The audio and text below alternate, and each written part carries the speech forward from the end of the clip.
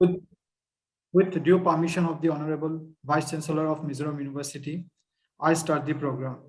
I, Dr. Rajdeep Dev, Assistant Professor, Department of Tourism and Hospitality Management, Mizoram University, feel extremely privileged and honored to be given this opportunity to welcome you all to the opening ceremony of the one-week online Atal FDP, sponsored by AICTE and organized by the Department of Tourism and Hospitality Management, Mizoram University. On behalf of the department, I cordially invite our chief guest, Professor K.R.S. Sambasiva Rao, Honorable Vice Chancellor of Mizoram University, to this event. I welcome our guest of honor, Mr. Vinod Joshi, retired IAS, former Secretary, Ministry of Tourism, Government of India, to the inaugural ceremony of this Atal FDP. I also welcome our keynote speaker for the event, Professor Somendra Mahan Patnaik, Professor at the Department of Anthropology, University of Delhi, and the former Vice Chancellor of Utkal University, Odisha. I welcome Professor R.K. Narsingh Kumar sir, Revered Dean, School of Economics, Management and Information Science, Mizoram University. I welcome all the distinguished invitees to the event. I also welcome Dr. Sarup Sampath Rawal from Brain Behavior Research Foundation of India, and also the peer reviewer from Atal for effective delivery of the training and learning. I also welcome all the participants who have registered for this FDP, for this one-week FDP from different parts of the country. Welcome everyone. Moving forward, I now request Dr. Himanshu Bhushan Raut, coordinator of the event, to deliver a welcome address. Over to you, sir. Thank you, Dr. Rajdeep. Good morning, Honorable Vice Chancellor, Mizoram University, Professor K.R.S. Sambasiva Rao, sir. Revered Professor R.K. Narsingh Kumar, sir, Dean Semis, Mizoram University. Respected Mr. Vinod Joshi, sir, IAS, former Secretary, Ministry of Tourism, Government of India. Respected Professor Somendra Mohan Patnaik, sir, Department of Anthropology, University of Delhi. Respected peer reviewer from AICTE, Dr. Sarup Sampath Rawal, Brain Behavior Research Foundation of India. Respected resource persons, invitees, my colleagues, and learned participants from different corners of the country. It gives me enough pleasure and honor to welcome you all at the inaugural function of the one-week online faculty development program on protection and management of Indian heritage assets, key aspects and challenges, from 8th to 12th November 2021, sponsored by AICTE Atal, organized by the Department of Tourism and Hospitality Management, Mizoram University. This is the second academic sponsored FDP organized by the department at Mizoram University. Department of Tourism and Hospitality Management, Mizoram University, a central university, was instituted in the academic session 2019 and 20 with a 2-year full-time program in MBA in Tourism and Hospitality Management and PhD in Tourism and Hospitality Management. The department offers specialization in tourism marketing, hospitality management, special interest tourism, and event management. DTHM MJDU functions with the very idea of offering updated, industry-centric, pertinent, and innovative courses to the student community. The department endeavors to produce competent, disciplined, and quality administrators and managers having the drive, skill, and confidence to become the future pioneers. Tourism and hospitality sector test the stamina of Indian economy. The abundance of rich cultural endowments, great heritage, diversity, and varied flora and fauna have earned India a lucrative place in world tourism scenario. Be it the case of land of rising sun to God's own country, and from Scotland of the East to Sangbad of the Northeast, every single part of India has its own unique quintessence and animated culture. Heritage management is a vast interdisciplinary area of inquiry and a creative field of practice that is evolving rapidly. This is a global phenomenon, yet of particular relevance to India and Southeast Asia, with the Indian cultures and cities competing to be recognized for their distinct identities and heritage. Coupled with the government launching major schemes anchored around the concepts of heritage, such as Hriday and Smart City, Heritage today is the fast becoming a dynamic and thriving economic canvas. The young technology-enabled generation is in an ecosystem aided by a number of government and semi-government institutions, social organizations, and entrepreneurial ventures. Understands, protects, experiences, and more importantly, further creates heritage in a very different way, expanding the trends of architectural and archaeological conservation, history and culture related sectors, museums and archival practices, environmental conservation, a holistic discourse and practice of heritage management is emerging across the world. Culture and heritage constitute vital resources for tourism development. And tourism in turn makes an important contribution to cultural development. Cultural and heritage tourism constitute important segments of global tourism demand. According to UNWTO, 37% of international tourism is culturally motivated and demand is estimated to be growing at 15% annually. As one of the fastest growing segment of the tourism industry, heritage tourism can be an effective tool to generate jobs, incomes, tax revenues, diversify local economies, and improve the local quality of life. By bringing revenue to historic sites, ruins and mausoleums, mythological places, tourism has the potential to enhance and safeguard heritage and culture. Similarly, the much needed foreign currency and investment that tourism brings has the power to revitalize traditional buildings and craft industries. On a higher plane, cultural tourism has the capacity to strengthen local people's self-respect, values, and identity, thereby safeguarding aspects of their tangible, intangible heritage and enhancing their development potential. Mizoram alone has remarkable promise as a tourism destination. The apple of the lush green surroundings of Mizoram with a tranquil gaze has plenty to offer to tourists who often are perturbed by the monotony of work and lifestyles and wellness disparity. Better known as the songbird of India, the state, due to its moderate climate, has emerged as one of the favorable destinations for tourists.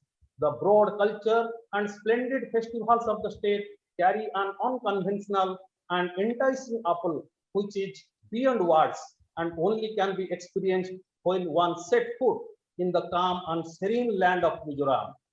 Those who are very much fond of nature and are in need of free oxygen, Mizoram is the perfect place for them, as it keeps tourists in the vicinity of nature. This is the region which makes people to refer Mizoram as a place where nature spirit dwells. Our Honorable Vice Chancellor is working very hard and is always over my head to explore the nature and culture of Mizoram to the best of our tourism and hospitality advantages. Thus, protection and management of Indian heritage assets, key aspects and challenges are at an all-time high. So an exploration of opportunities is emerging as an area which calls for an extra focus. Next month, Opportunity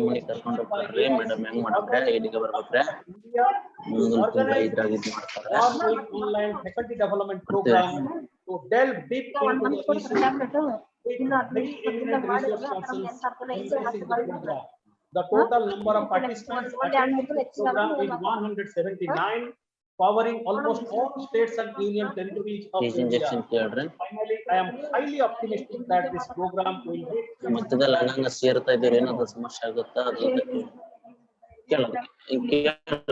I request all the participants to kindly mute their mic. I request all the participants to kindly mute their mic. Well, thank you, sir, for discussing the background, the goal of this particular event, and also discussing the potential of Mizoram as one of the attractive tourist destinations, not only across Northeast, but also across the country. Moving on, now I request Professor R.K. Nathinkumar sir, Revered Dean, School of Economics, Management and Information Science, Mizoram University, to say a few words. Over to you, sir. Thank you. Honorable Vice Chancellor of Mizoram University, Professor K.R.S. Sambesivaram, respected guest of honor, Mr. Vinod Joshi, respected keynote speaker, Professor Sumendra Mohan Patnaik, coordinator of the event, Dr. Himanshu Bhushan Raut, respected resource persons, invitees, participants, ladies and gentlemen, a very good morning to you all. Today, I am very happy to participate in the inaugural session of one-week online faculty development program on protection and management of Indian heritage assets, key aspects and challenges, organized by the Department of Tourism and Hospitality Management, Mizoram University, and sponsored by AICTE, Training and Learning, ATAL. This is the second ATAL sponsored program organized by the department during 2021. I congratulated the department for organizing two important academic programs in this year. The faculty development program intends to provide assistance to facilitate upgradation of knowledge, skill, and intends to provide opportunities for induction training to teachers employed in different disciplines like in engineering and technology, pharmacy, hotel management and catering technology, architecture, town planning, applied arts and crafts, and so on. It is designed to cover areas such as technical education policy, new concepts, methods and techniques, theory and skills development, and upgradation of pedagogy, educational technology, motivation, communication skills, management, and other relevant issues to keep pace with the changing scenario in technical education. The scheme is designed to enhance the teaching and other skills of the faculty and to make them aware about modern teaching tools and methodologies. It provides an opportunity to acquire knowledge about current technological developments in relevant fields. It will not only promote the professional practices relevant to technical education, but also motivates the faculty to achieve competitive teaching and learning environment, thus generalizing development with respect to academic qualification and personal matters. There are some benefits of the faculty development. By saying, we can tell that to make faculty skilled in latest technologies, to make them integrate more technology into their teaching, to orient faculty to institutions' objective and vision, to expand faculty roles, to help faculty find work balance, to help for making quality and constant in the education, and to improve research skills with quality work. Faculty development program is therefore one of the most important programs to develop skill and work culture of faculty in educational institutions.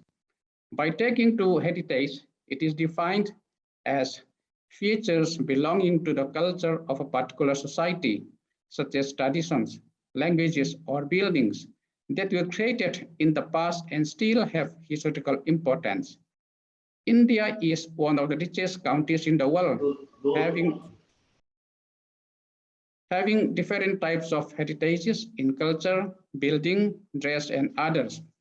The rich heritage of India, one of the world's oldest civilizations, is an all-embracing confidence of religion, traditions, and customs. The highlights of Indian heritage lie in the treasure of its arts, architecture, classical dance, music, flora and fauna, and the innate secular philosophy of its people.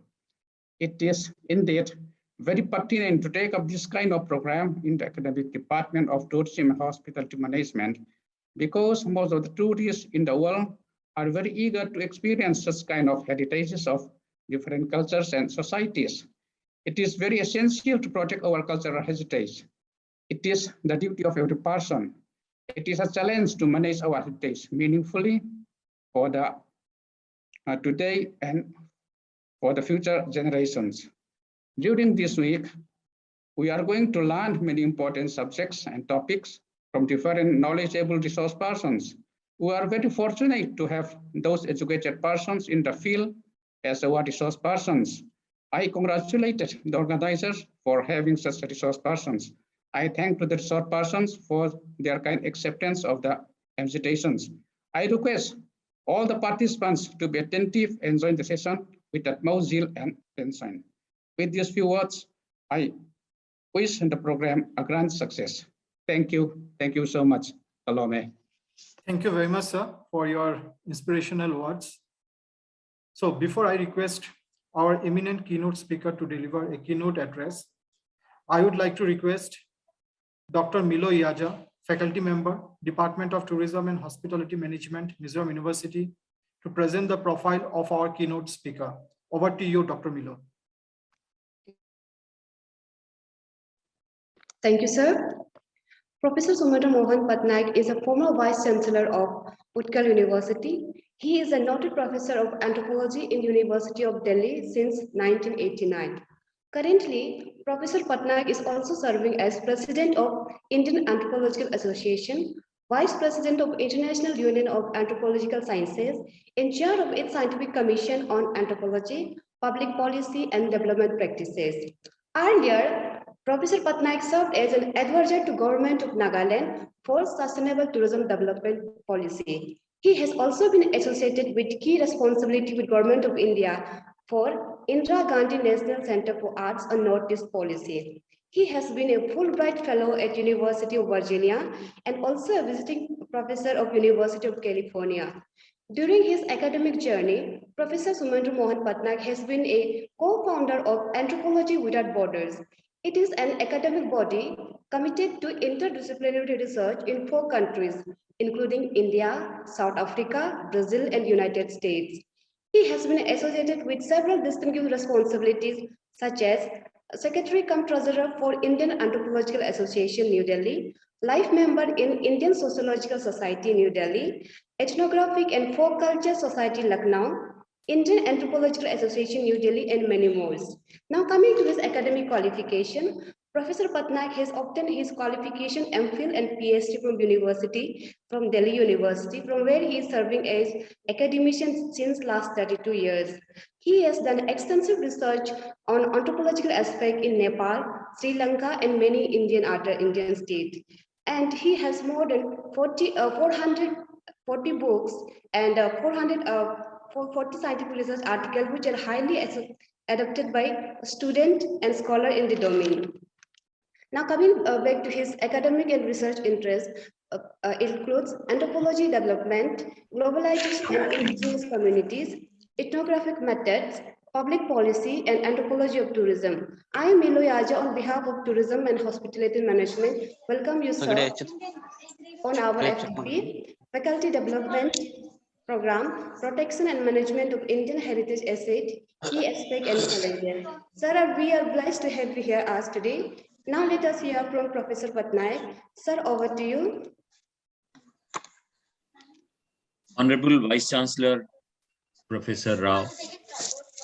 Good morning, sir. Good morning, sir. I'm extremely thankful to the Honorable Vice Chancellor for inviting me to this august audience, where persons like Professor Dr. Jutsi, the former Secretary Tourism, is also delivering one of the prestigious addresses. Professor Jutsi, Professor Gurtikhuma, Professor Raut, my distinguished colleagues from Mizoram University, and ladies and gentlemen from different parts of India. I've been asked to speak on the protection and management of Indian heritage assets. I'm extremely thankful to the organizers for recreating my interest in one of my long-drawn areas of specialization, that is tourism. I have lost track of this being in administration for long, and it has rekindled many areas of my interest. I will identify 3 important areas to deliberate upon. Number 1, what exactly we understand by heritage? Is it so simple a term that an international body of UNESCO or International Commission of International Council on Monuments can decide for India? That's a problematic area. That what exactly an heritage implies in Indian context. The second, I would identify what are the dialectics of local and global. How various transnational governance practices have affected the local tourism realities. And third, I would also like to identify how tourism has affected the local communities. And if we want to promote the interest of the local communities, how it can be done on the platform of an Indian scenario. Now, the first point, when we talk about the idea of heritage, as we know, there are global bodies. International Council on Monuments and Sites have defined tourism, has defined heritage as a broad concept that includes tangible assets such as natural and cultural environment, encompassing landscape, historic places, and built environment. And intangible assets such as collection of past and continuing cultural practices, knowledge, and living experiences. My idea will focus on how to recreate the past and how to identify the significant cultural practices so as to enrich the lived experiences. As we all know, that UNESCO has identified under these two committees, the World Heritage Committee and this International Union of Conservation of Nature, with the help of these two committees, UNESCO has identified 28 cultural sites, World Heritage Sites, and 8 natural sites. But the argument which we are trying to give here is that international bodies come and identify these sites, but we cannot just depend on such organizations for their protection and promotion without involving the local community. So this dialectics of local and global tells us that a view from without and a view from within. And this view from without and view from within, if we take it further, we will find that on one hand, there is a question of transnational governance. There are tourism policies which has emerged from the local context.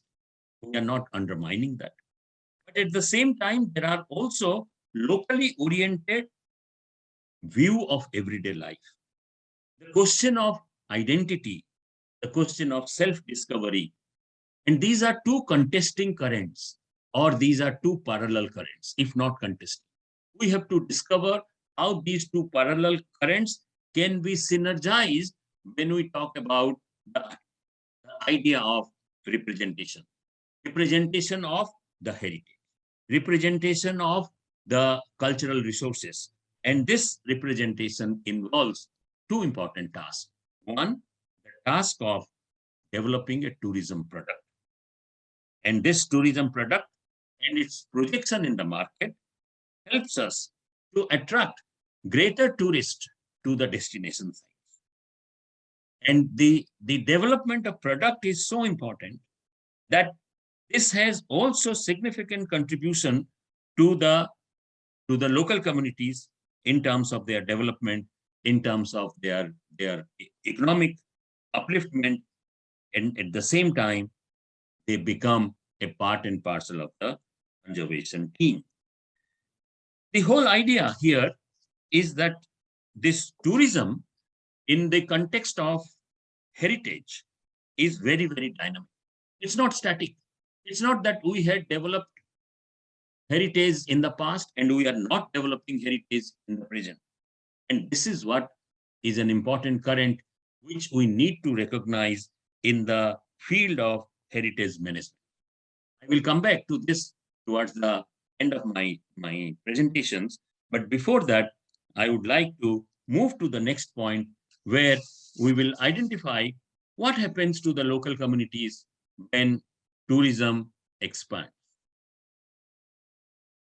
Now, when we talk about expansion of heritage tourism on the site, how this affects the community. I was advisor to Government of Nagaland, and we have clearly seen that, number one, there has been a contestation within the community.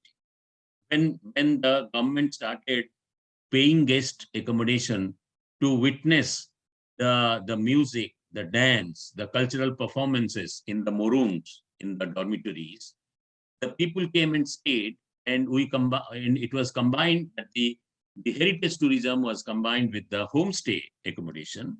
We found out that sharing the resources in terms of touristic cottages, which required lot of water consumption, because the people built cottages, and touristic cottages required lot of water consumptions, and the local women, they protested because the traditional sources of water got dried down, and such an idea emerged to the practice of homestay, that the touristic cottages were abandoned and the homestay idea was promoted. What is being argued here is that the idea of community is not that of a location.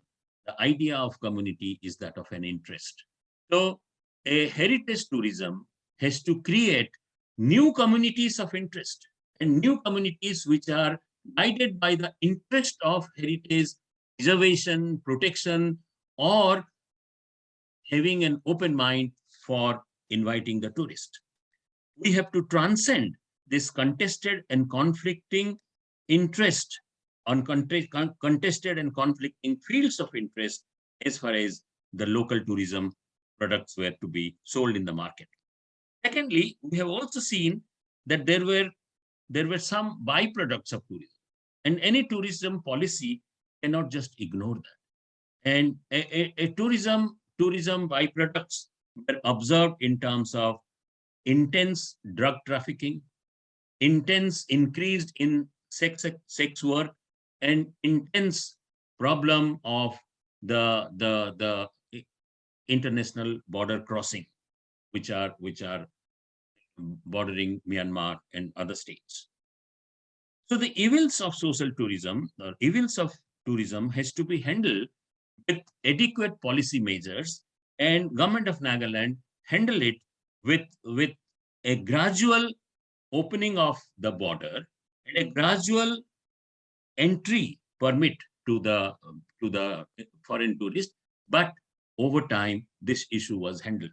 Now, what I'm trying to say, that such sensitivities have been depicted by local governments, and it needs to be kept in mind even by the corporate sectors. Whenever the corporate social responsibilities are there for opening up an area for the tourism practices, then such kind of sensitivity should be there. The third point with which I would wind up this particular part, we have observed that the concentration of wealth became more prominent in fewer hands, because those who were rich, they earned more from the local tourism practices. They were the first one to take the tourists to their home. They were the first one to host them for dinner. They were the first one to expose them to the authentic cuisines and music and dance. And the poor and marginalized were further excluded. So there has to be adequate steps in terms of the project planning right from the beginning, whether it is a government agency or whether it is a corporate agency, that the idea should not violate the principle of equity, which is the hallmark of our democratic principles. Now, having said this, what is the solution and where is the problem? And where does the problem speak for ourselves? We have seen that though the 21st century, the neoliberal economy, tourism has become very popular as an economic development strategy by the developing countries, because heritage tourism is the most viable option economically and commercially to attract the foreign tourist without much capital investment. The tourist can enjoy the heritage, the culture, history, art, music, but at the same time contribute to the social and economic prosperity of the local who live around the touristic sites. And there is a gap the gap is understood in terms of somewhere the cultural spirit is missing. And this cultural spirit, when it is missing somewhere, we have to pay special attention that how this idea of representation is taking shape. This idea of representation is taking shape because of multiple voices. There are many voices who are talking about the representing the touristic products. I will explain by giving few examples. For example, scholars have distinguished between history on one hand and heritage on the other. When they say history is well researched, history is so-called authentic, quote in inverted comma, and heritage is popular. Heritage is well lived and heritage is well desired. And this projection of history and heritage, which is more connected to the people, heritage is more connected to the people, and history is more connected to the scholar. And therefore, when we talk about a heritage tourism, this popular disposition has to be preserved, because if at all there is anybody who would embody such kind of practices and such kind of ideas, it is the local communities. And therefore, the idea that heritage is popular, heritage is not synonymous with historical reconstruction, because the moment we talk about historical reconstruction, a dominant voice enters. But the moment we talk about heritage, it is the popular voice, it is the well-lived experiences, it is as desired by the people themselves. Finally, what is the solution? Where does the solution lie in the whole field of protection, preservation, and management of Indian heritage assets? I will sum up by arguing that there is a need for innovative transformation in heritage tourism. And what do we mean by innovative transformation in heritage tourism? I would operationalize it by 3 points. Innovative transformation in heritage tourism involves capacity to accept new ideas, capacity to change and adapt new strategies in conservation, preservation, rejuvenation, transformation, and reusage of built-in heritage sites. Government of India has done this Adapt a Heritage, and that's a very, very innovative idea of involving the private sector into the heritage tourism. And for social transformation of heritage, social transformation of local communities, it is important that they need to be involved in the management of the heritage site. There is a finer distinction here. We cannot just take this whole idea as a monolithic economic activity. We need to bifurcate the economic activities that are involved. I'll just throw some light on how to bifurcate. We all know that whenever we are talking of heritage tourism or heritage preservation or heritage conservation, there has to be an economic justification. Without an economic justification, conservation policies and practices would not be implanted in the minds of the local community. I repeat, if we do not have economic justification, we cannot, economic justification in the minds of the local community members and local community leaders, there cannot be a successful policy execution. And therefore, heritage protection and management strategies should benefit the local population in terms of employment at these sites. But employments are not for the sake of employment. There should be two different categories of employment. First, for the conservation is a main goal. People should be employed for conservation. Second, heritage tourism development is the second goal. First, conservation of heritage is the first goal involving the local population, and second, the heritage tourism development is the second goal. And therefore, it can be sustainable.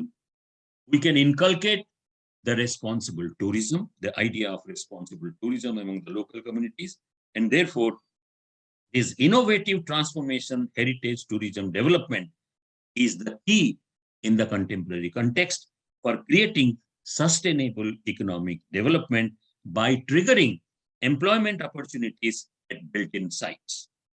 Therefore, we need to identify new heritages, new resources, new values, new interpretations of nature. For example, the night sky observations, how the local communities would provide a meaning to the observation of the night sky, how the local communities provide a meaning to the lived-in experiences in the forest. It requires a lot of documentation of history, popular history, oral history. It requires involvement of the local businessmen. It requires involvement of the local educational institutions and local volunteers who could be employed as tourist guide, who could be employed as heritage conserver, volunteers. And therefore, a integrated approach to heritage management without missing out the spirit of Indian culture, Indian values. We need to create more product. We need to be more imaginative. We need to be more proactive in designing, in recreating, in renegotiating these heritage products. Finally, I would like to say that there is a need for a paradigm shift.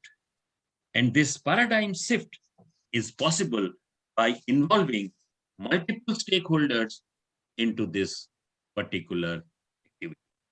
I'm sure the seminar, this workshop, this course, which will have ample opportunities to deliberate on these ideas, and all my best wishes for the successful conduct of this course. Thank you. Thank you very much, sir, for your blessings. Also, we are thankful to you, sir, for your stimulating speech on the theme of the event. We will, in every possibility, try to follow your suggestions in our endeavor to contribute more to the subject. Now, moving on to our next speaker. Before I request our distinguished guest of honor to address the gathering, I would request Dr. Pankaj Kumar, Assistant Professor, Department of Tourism and Hospitality Management, Mizoram University, to present the profile of our guest of honor. Over to you, Pankaj, sir. Thank you, Dr. Rajdeep. My heartfelt greetings to one and all present here. It's my privilege to introduce our guest of honor, Sri Vinod Jutsi. There are many stars that shine in his glorious journey. Being a former IAS, his contribution have been milestones for tourism and hospitality industry while serving as former Secretary, Ministry of Tourism, Government of India. Sri Vinod Jutsi joined Indian Administrative Service in 1982. He joined Rajasthan cadre. During his long years of administrative career, Sri Jutsi held many key positions such as Secretary, Tourism, Government of Rajasthan, Secretary, Civil Aviation, Government of Rajasthan, Secretary, Ministry of Culture, Government of India. During his service to central government and the state government of Rajasthan, he gained a lot of experiences and exposure in the area of tourism, public policy and administration, management and election, and democratic governance. Sri Vinod Jutsi served as Secretary, Minister of Tourism, Government of India during 2015 to 2017. He also held several positions in the tourism sector at national level.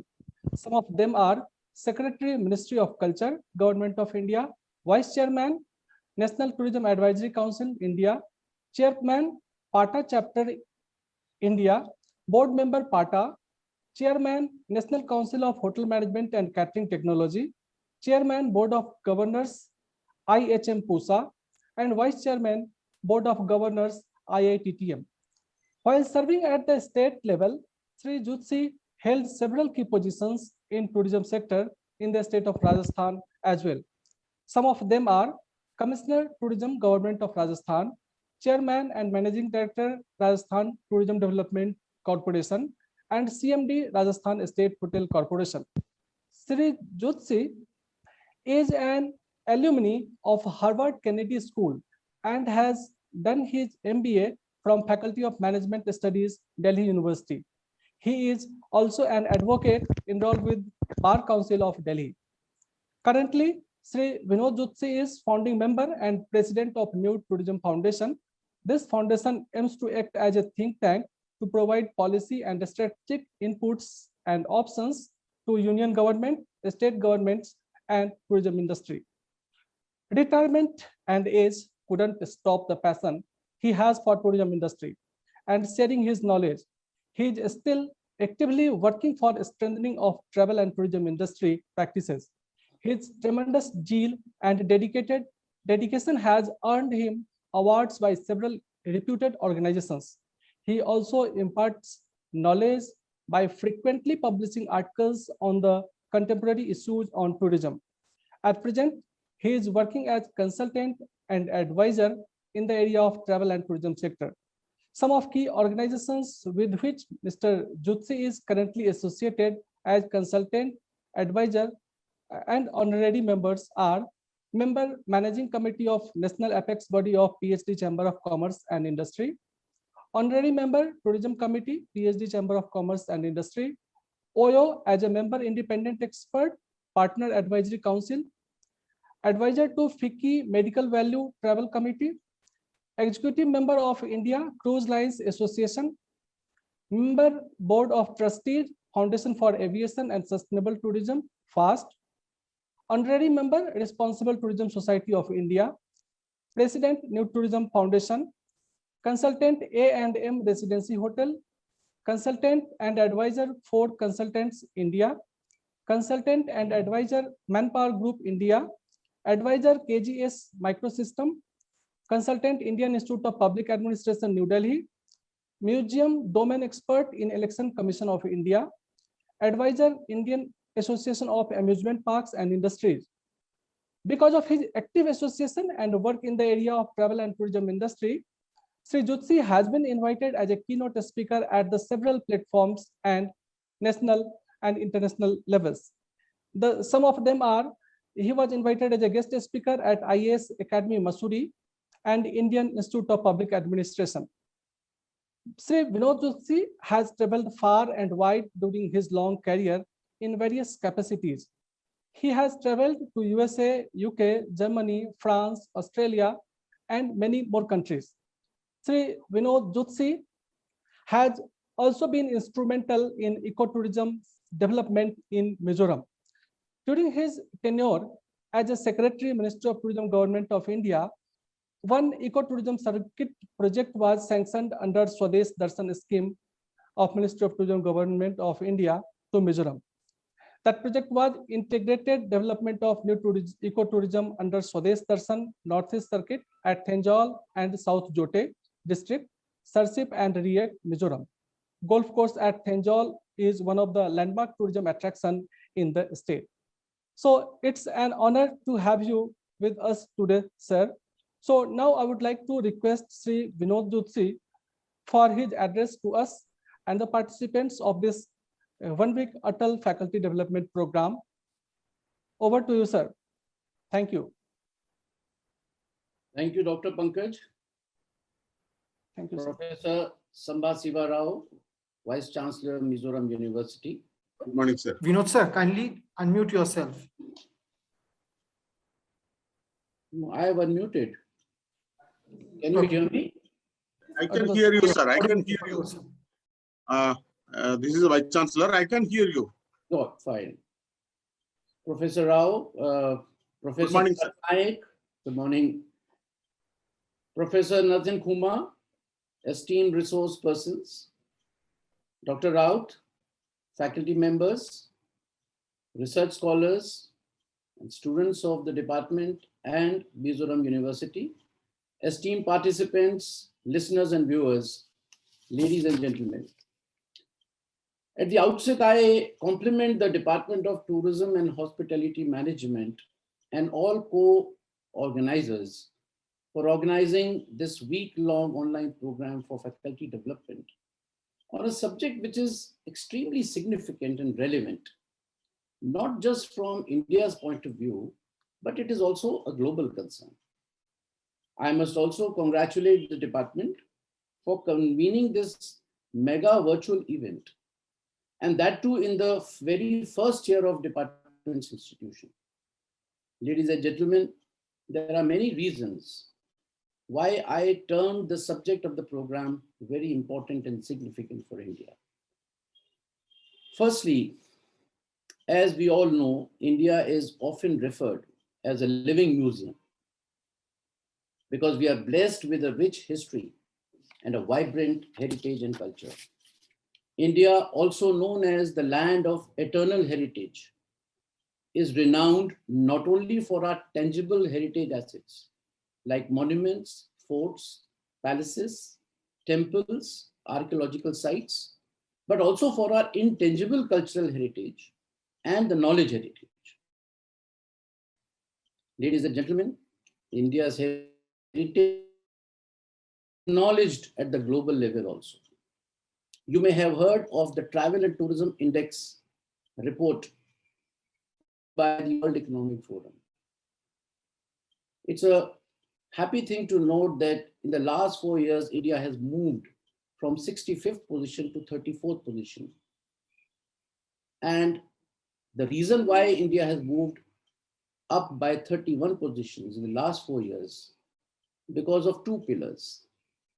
The first is cultural resource heritage, and second is natural resource heritage.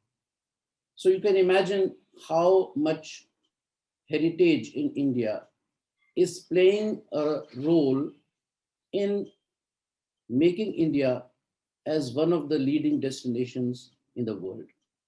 Not just that, India has also recently entered the Super 40 Club, countries for reaching a level of 40 World Heritage Sites. And we stand 6th among all the nations in terms of the number of World Heritage Sites that we have. And that is the reason, ladies and gentlemen, that heritage tourism in India is a great attraction for international and domestic tourists. Heritage tourism also accounts for the largest share of foreign exchange that we earn.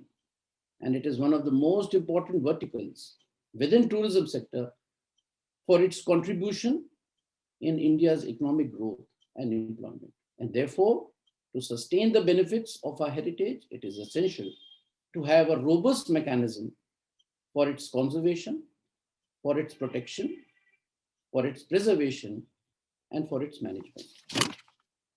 And it goes without saying that India has a long way to go to achieve sustainability in the protection and management of our vast treasure of all forms of heritage. Friends, before I discuss the possible solutions and the way forward, discuss two aspects. First, what is the country, what is the government or the governments, what are the stakeholders they are doing or have done all these years towards protection and management of India's heritage? And secondly, what are the challenges that all of us are facing today? Taking the first point, let me begin with what has Indian Constitution to say about this subject.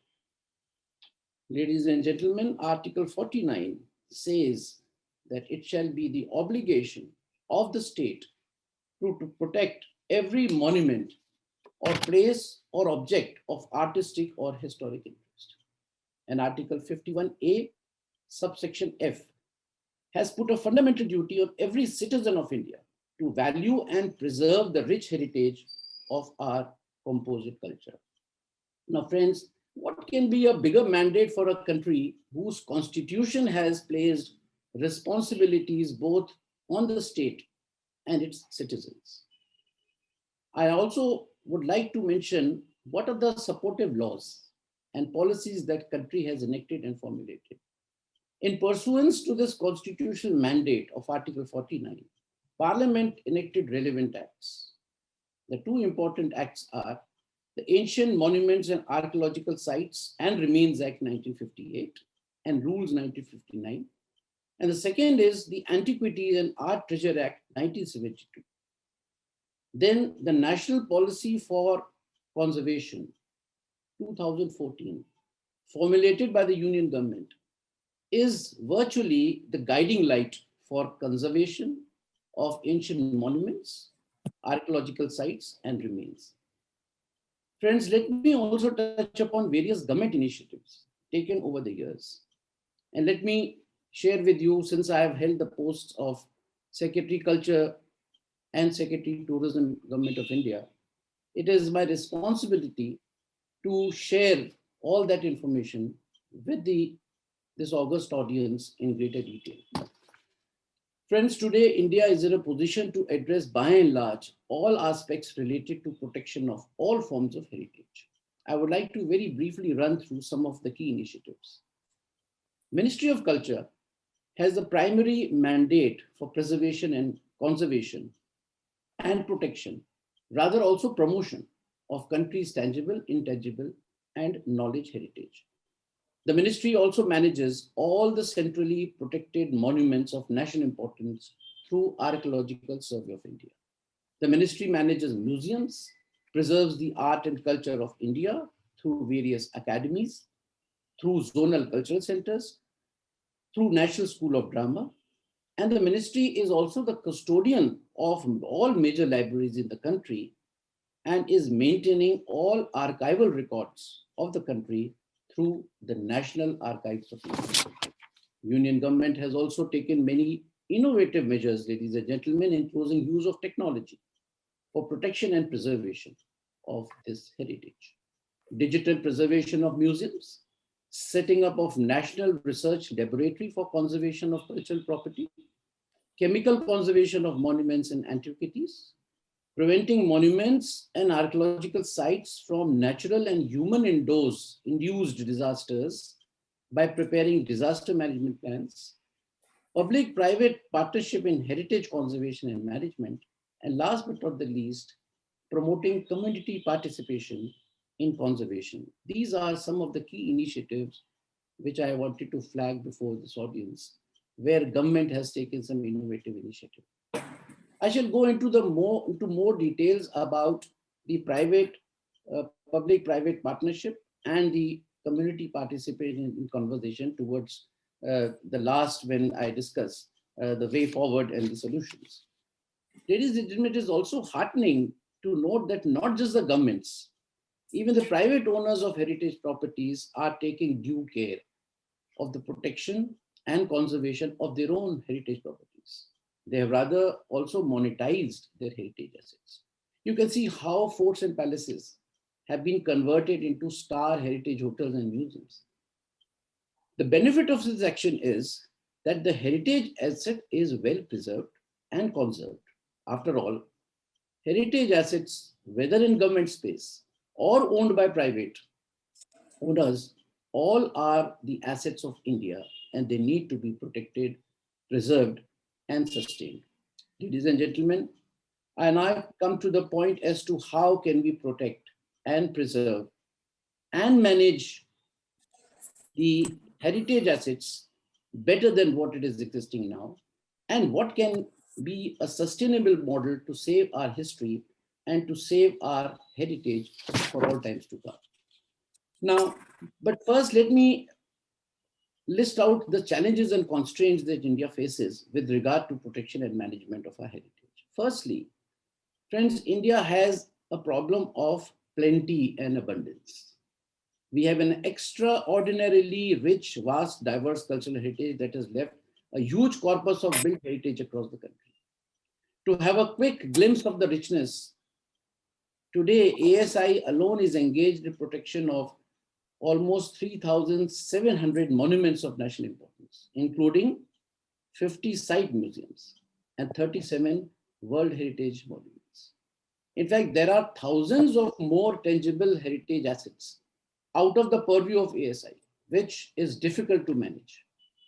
And there are thousands of such assets under the control of state governments, under their archaeological departments, and they are managing whatever is possible through their own budgetary allocation and funding.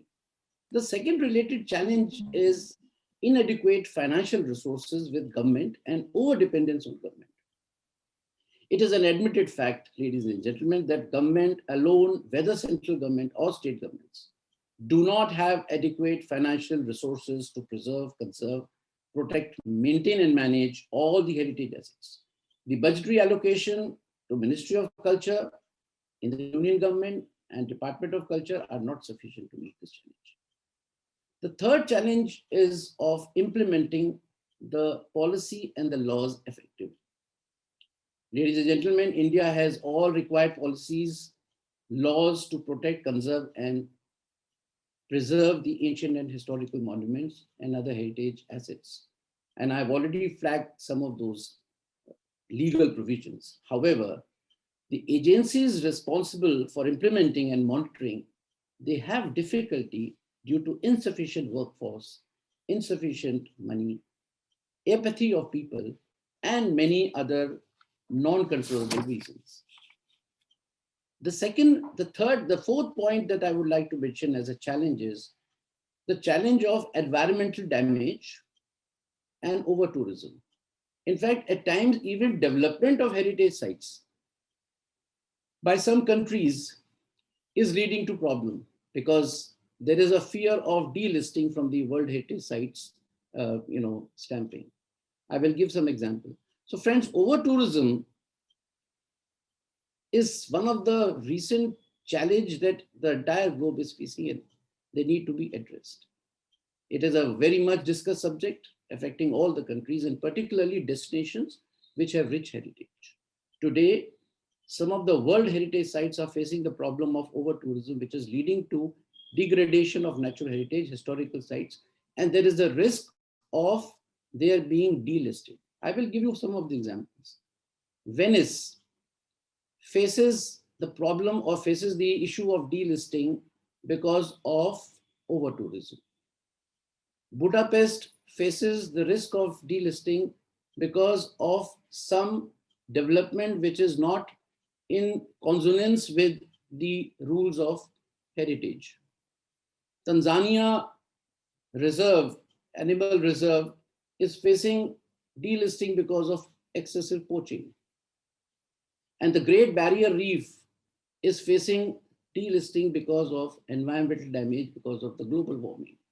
So while we think of conserving and preserving the heritage, we have to factor these aspects as well. The next challenge, friends, in India is the lack of private sector participation. And I've already mentioned that government doesn't have enough resources.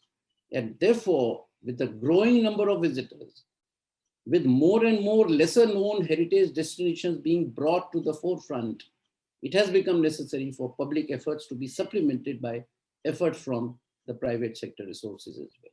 And finally, in terms of challenges, lack of community participation and irresponsible tourism. I don't need to elaborate, but the fact is that responsible behavior from the community as well as travelers is required not just to sustain the tourism in general, but when it comes to preservation of heritage, it applies all the more. So ladies and gentlemen, since we have identified the main challenges and constraints, it's now easy for us to find the way forward in the solutions. And firstly, I will take up the problem of plenty and abundance and inadequate financial resources. Now, this can be addressed by a greater budget allocation for Ministry of Culture, ASI, and other national institutions entrusted with this responsibility. Whether it is possible or not, I'm not flagging that, but there is a need. Secondly, the state governments have to play a very proactive role, and they must also take some extra burden because the heritage sites are, and the sites belonging to ASI, they are not located in the states. And they have to also take some extra money out of their budget to take care of their own heritage assets. And thirdly, the policy of public-private participation in conservation and management is going to be the ultimate game changer, and it has to be pushed further very religiously. And friends, Government of India has done this. Mr. Patnaik, Professor Patnaik has flagged one of the schemes of Adopt a Heritage Monument. It's an excellent project. I don't want to go into the details.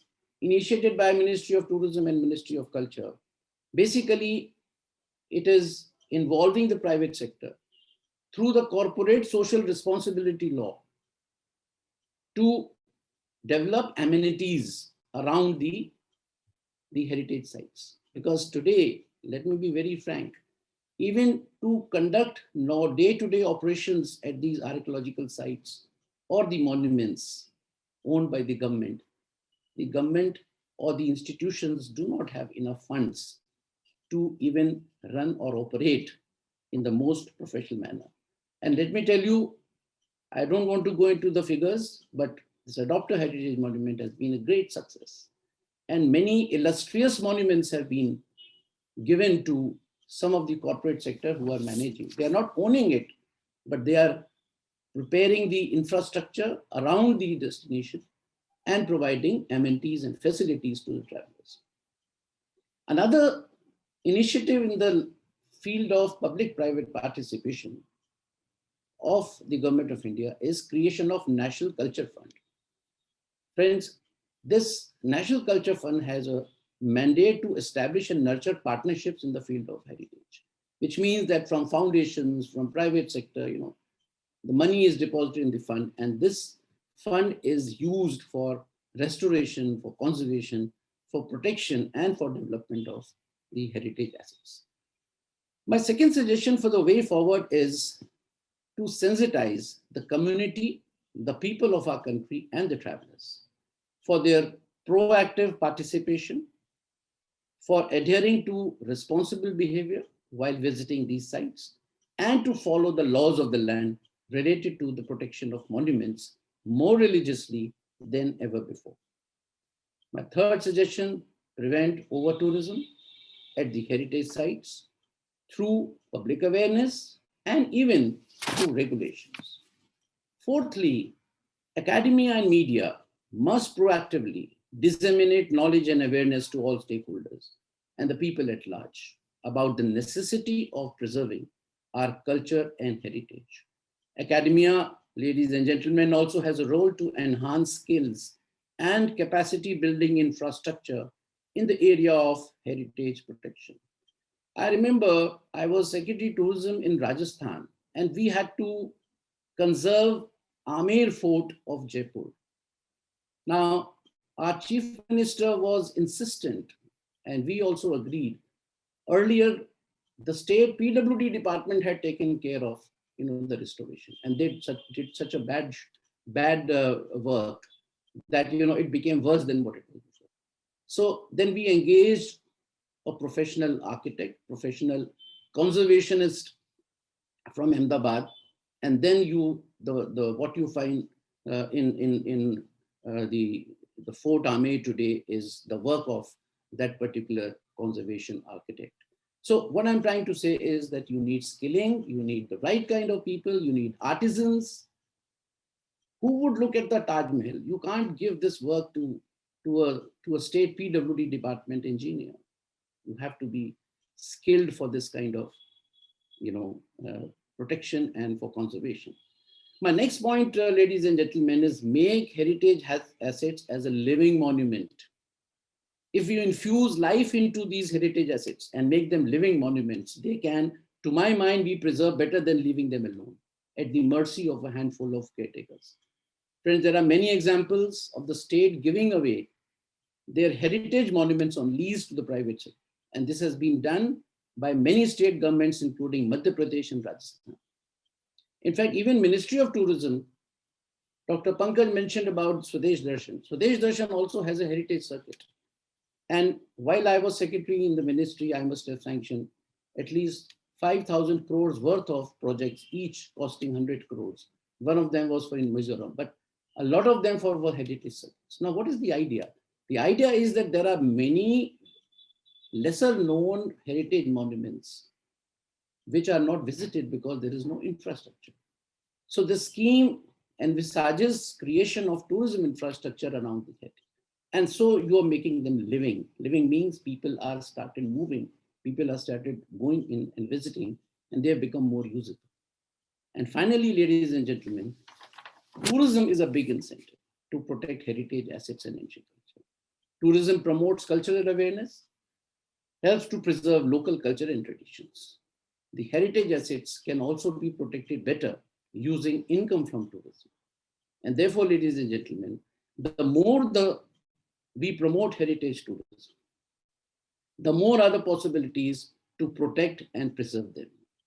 However, sustainability and responsibility should be the overarching principle and policy of promoting heritage tourism.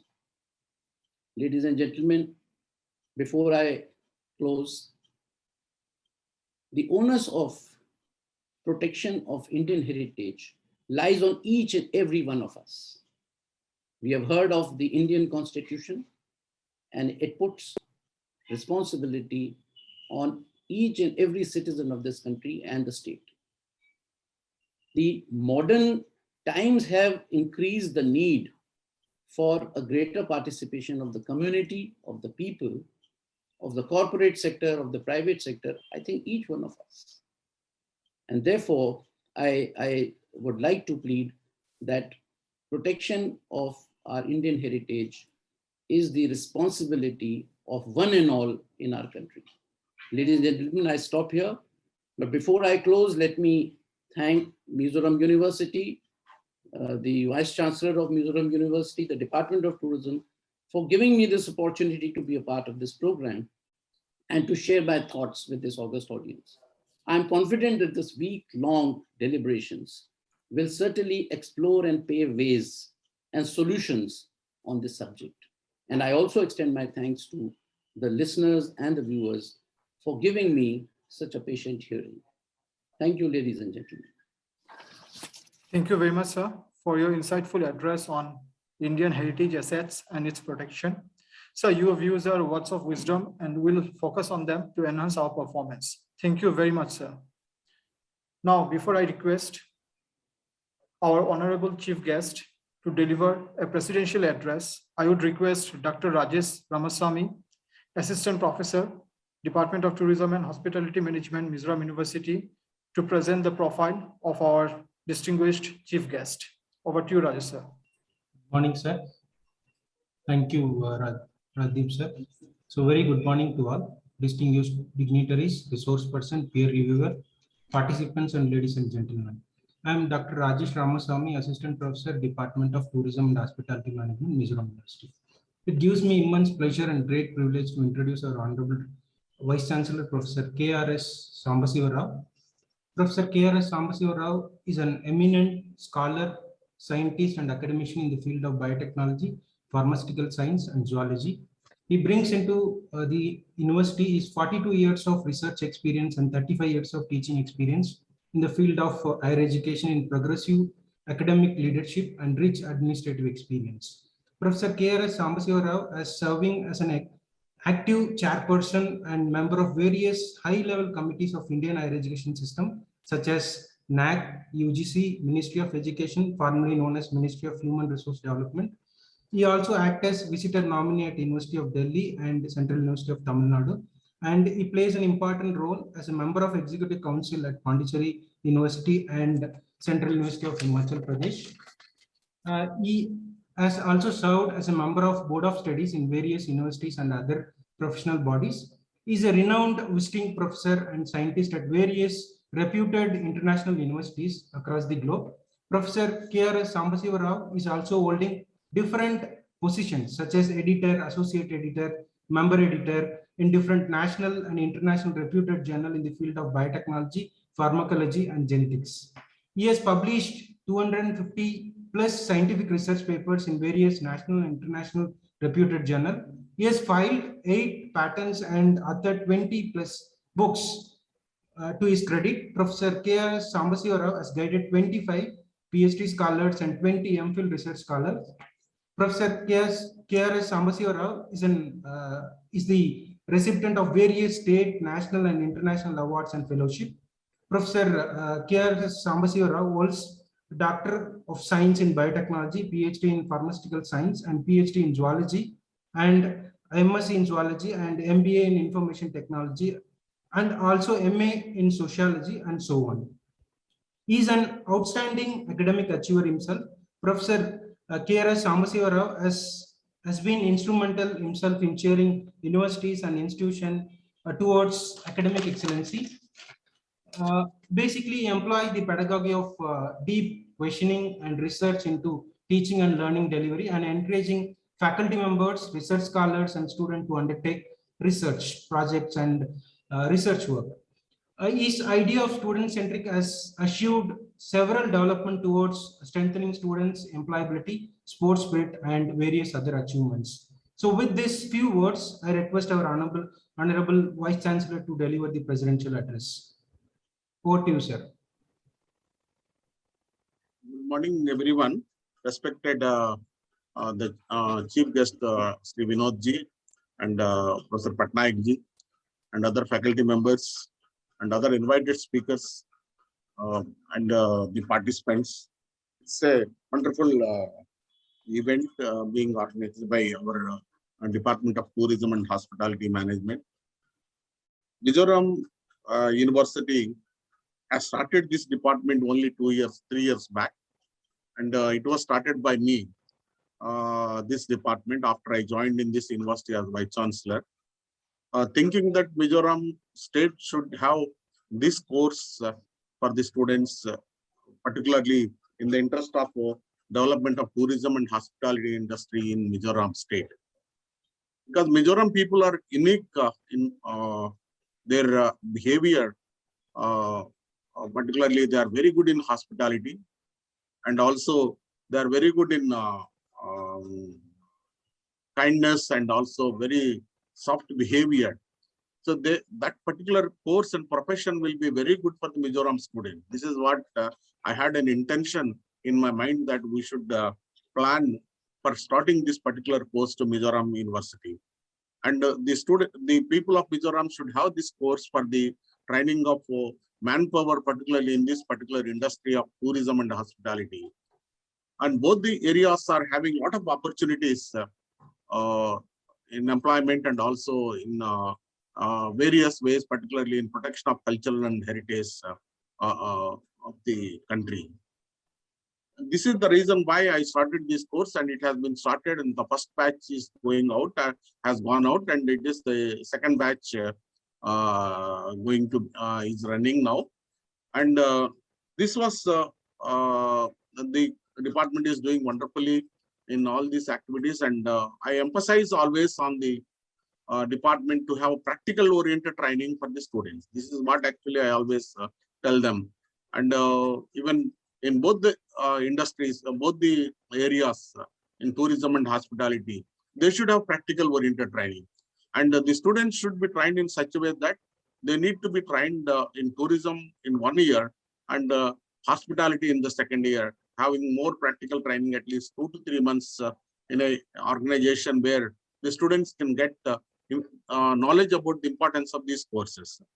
And this actually will have an impact on state in turn, that the necessity for cultural and heritage protection, and also the tourism industry and hospitality significance for the development of the state. This is a very important point. The faculty of the department has to understand why this course has been started, not as a simple teaching department like other departments. They need to be oriented such a way that the students need to be motivated in such a way that they need to be focusing on these two industries, tourism and hospitality, very important.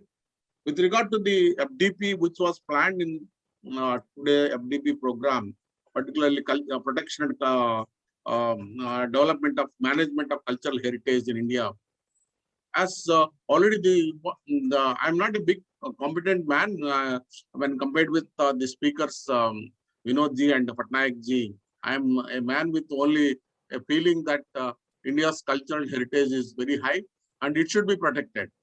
I just tell you one example. When I'm talking about culture and heritage, I need to recollect my experiences when I had been abroad in one place. I'm in Germany, Göttingen, for a few months as visiting professor long back in 2005. So that time, when Saturday and Sunday comes and also the German celebration day, the Institute, Göttingen University, where I just working as an associate visiting professor, they planned for one cultural visit to a place nearby Göttingen. And they were actually saying that very beautiful place in Germany. We are going to show you, which is a very historic place in Germany, they are telling. And they took us next day morning around 7 o'clock there, and we went there for that particular place. They were showing us the archaeological remains and realms, and they are showing us in one place. They have taken us there, and they were showing that it is 350 years old or around 400 years old. They were like that. They were telling. I was really shocked. In whole Germany, they were telling that it is one of the oldest archaeological monument, and also they are showing us very great monument and historical monument. They are showing, and they are making a big protection of that. And they're very small. And when you compare with this India's heritage and India's culture and heritage, which is long, dates back 9,500 years old. India's history and culture is 9,500 years old. And the greatest, biggest monuments which are there in our country are of several thousands of years old. And we have a rich heritage and culture. And we are not focusing to the whole world. But a place in a small place in Germany, the university people taken us for a visit to that place. So where is that we are lacking? Where is the problem in our tourism industry? And where is the problem with the government of India? Or where is the problem actually either with the people of India? Where is the problem we have to, I'm not able to understand. A small place of 300 years old or 350 years old, they are showing it as one of the richest cultural heritage of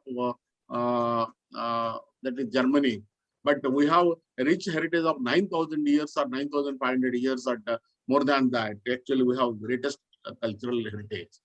So we have to think this is the time that this is a high time that the academic institutions and also the government of India, and because Vinodji is very much here, so the tourism industry has to be highlighted with this particular aspect that India has got the oldest heritage, one of the oldest heritage in India, in the world, and with the land of diverse cultures, actually not even one, because their cultures are only 1 or 2 or 3 cultures are there in the European countries and North American countries.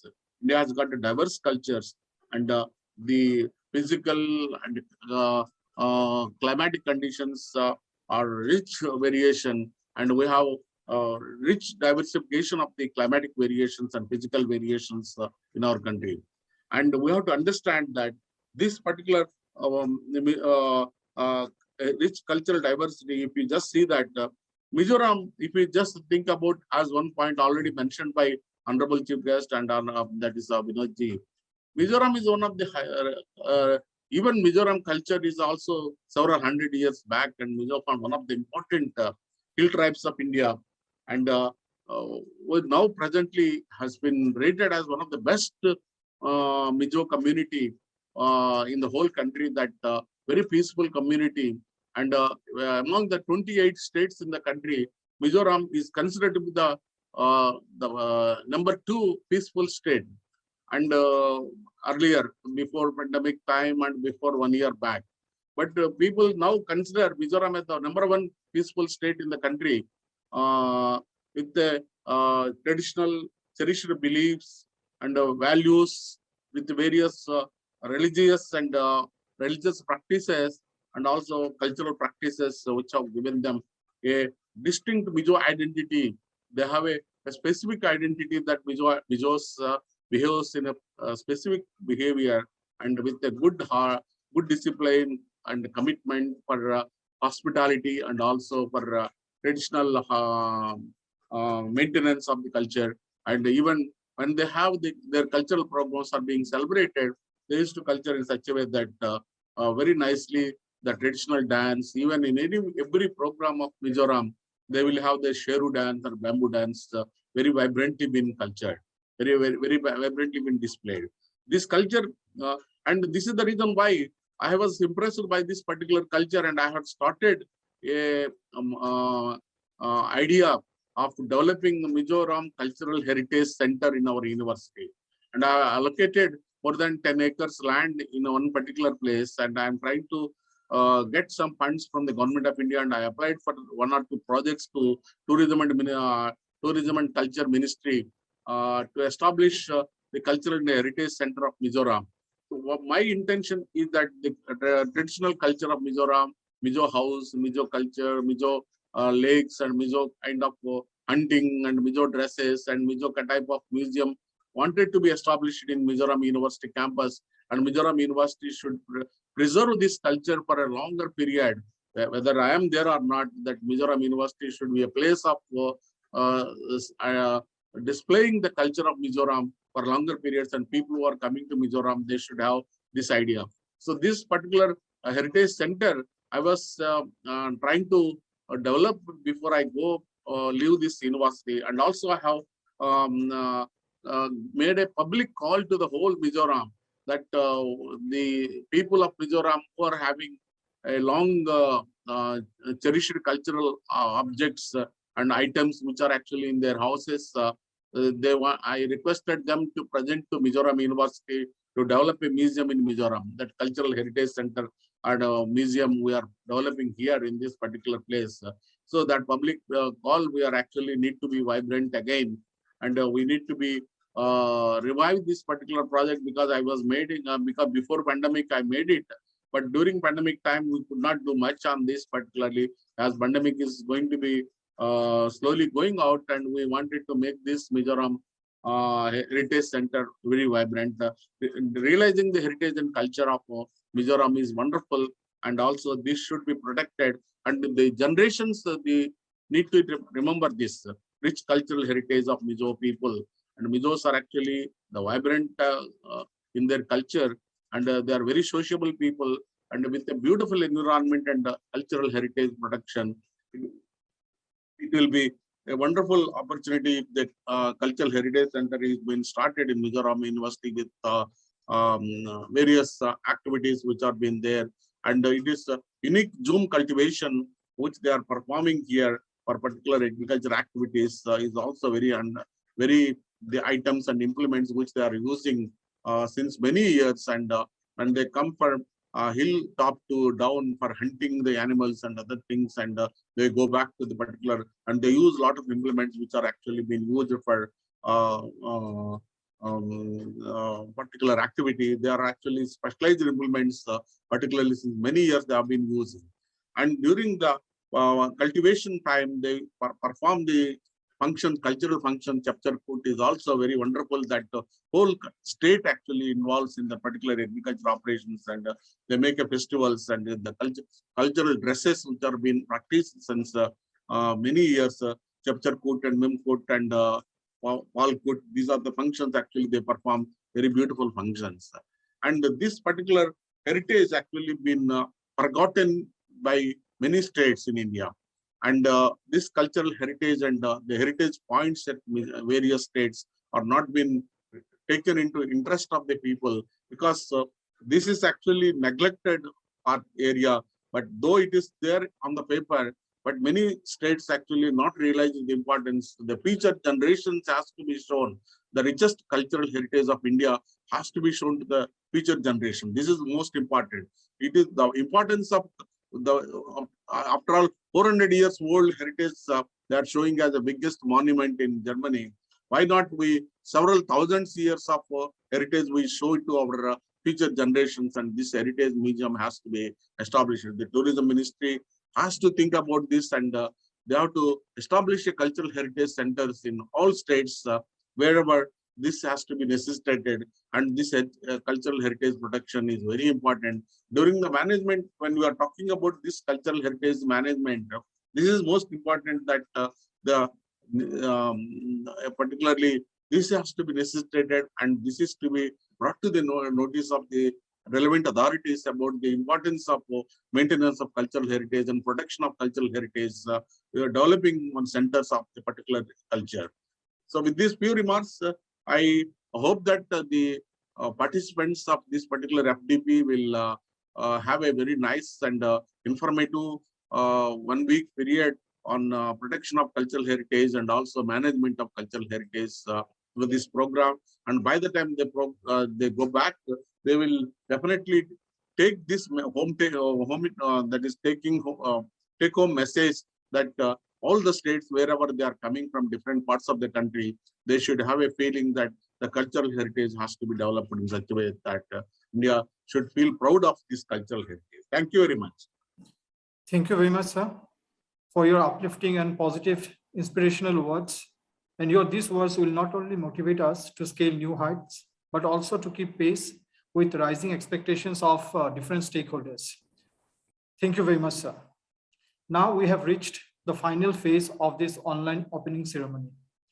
Let me express my sincere appreciation for the honor I have been given to propose a vote of thanks at the opening ceremony for this 1 week online Untitled FDP organized by the Department of Tourism and Hospitality Management, Mizoram University, and sponsored by AICTE. It is indeed my privilege to propose a vote of thanks to all the dignitaries who have made it convenient to attend the event. First and foremost, I thank our respected head of the department and coordinator of the event, Dr. Himanshu Bhushan Raut, for presiding over this function and for an enlightening address. So we are really fortunate enough to have an HOD like you, who never stops supporting and guiding us. I take this opportunity to express our full-hearted thanks to our Honorable Vice Chancellor, Sir, Professor K.R.S. Sambasiva Rao, for gracing this occasion as chief guest. Sir, your gracious presence and inspiring words will always motivate us. Our sincere thanks to Mr. Vinod Jutsi, retired IAS, former Secretary, Ministry of Tourism, Government of India, who in spite of his busy schedule, graced this occasion as guest of honor today and addressed the audience. We are indeed greatly honored by your presence, sir. Your views are words of wisdom and will definitely focus on whatever suggestions you have made. I also, on behalf of our department, extend our most sincere thanks to the keynote speaker, Professor Somendra Mahan Patnaik, professor at the Department of Anthropology, University of Delhi, and the former Vice Chancellor of Utkal University, Orissa, for his stimulating speech on the theme of the event. Sir, your speech has truly set the tone for the whole program and has glorified this opening ceremony. We are really thankful to you, sir. We are grateful to our Dean, School of Economics, Management and Information Science, Professor R.K. Nathin Kumar, sir, for his guidance to us in all our activities and ensuring that we always do the right things in the right way. Thank you very much, sir. I also thank all the distinguished invitees present here, accepting our invitation. Also, I thank all the student participants from across the nation for joining us in this opening ceremony. I also express our sincere thanks to AICTE for initiating and sponsoring such fruitful, constructive, and open exchanges events. Last but not the least, I owe special gratitude to my colleagues in the department as well as office staff of the department for their untiring efforts to make this inaugural program a memorable success. Once again, I thank you all for your attention. Now we will end the opening ceremony by playing the national anthem. May I request everyone to stand in honor of our national anthem.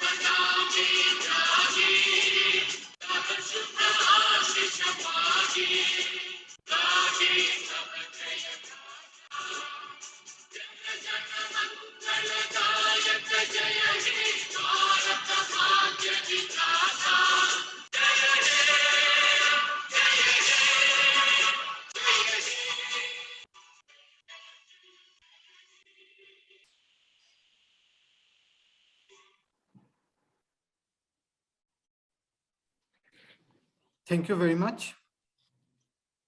Thank you. Thank you very much. I request all the participants to stay connected as the first speaker for the first technical session, Dr. Ionis Paulis. He has already joined. So we'll start the first session immediately after this particular program. Thank you everyone for making it convenient to attend the second Atal FDP online program. Thank you very much.